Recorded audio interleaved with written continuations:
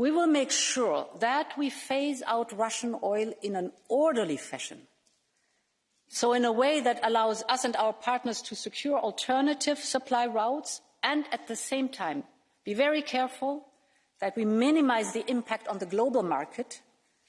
And this is why we will phase out Russian supply of crude oil within 6 months and refined products by the end of the year. Let's discuss this with Greg Simons. He's a professor at the Institute for Russian and Eurasian Studies at Uppsala University in Sweden. Professor, thank you for joining us on this news hour. So no Russian oil imports for the EU. That will be over the next 6 months, something that they're going to be trying to phase out.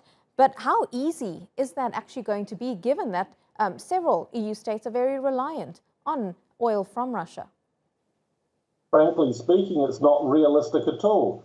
This cannot be done on a turn of a dime. These take, I would say, medium to long term.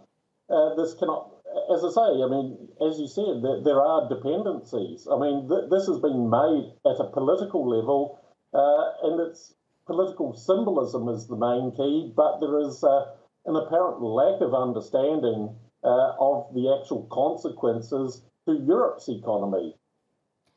And this is, of course, still a proposal at this stage. It does need to be approved by all 27 EU member states. Do you think that's even likely to happen, given that a country like Hungary, for example, is what would some would consider a little bit more sympathetic towards Russia?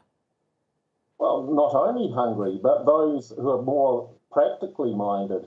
I mean, if Germany terminates its Russian oil imports, I mean, that's going to be a massive blow to their economy, which is already weakened after these mismanagement and incompetence which was shown in the coronavirus handling. So, I mean, this is going to exacerbate all of these economic crises which are existing already. And that economic crisis, of course, not just affecting Europe, but the rest of the world as well. How's it all impacting Russia? And if this, and it's a big if, as you say, will pass by the European Parliament, what kind of a reaction would there be in Russia to it all? Well, what we've seen, that Russia is the only one that has been anticipating this on a longer term. So since at least 2014, Russia has been shifting its economic dependencies in terms of its trade. So Europe is no longer the prime market for its energy supplies. This is Asia. And they have been proofing their economy before the current sanctions and these talks of additional sanctions. So their economy has already been working into it, anticipating these things. The European economies have not. Greg Simons, appreciate your analysis live to us there from Uppsala.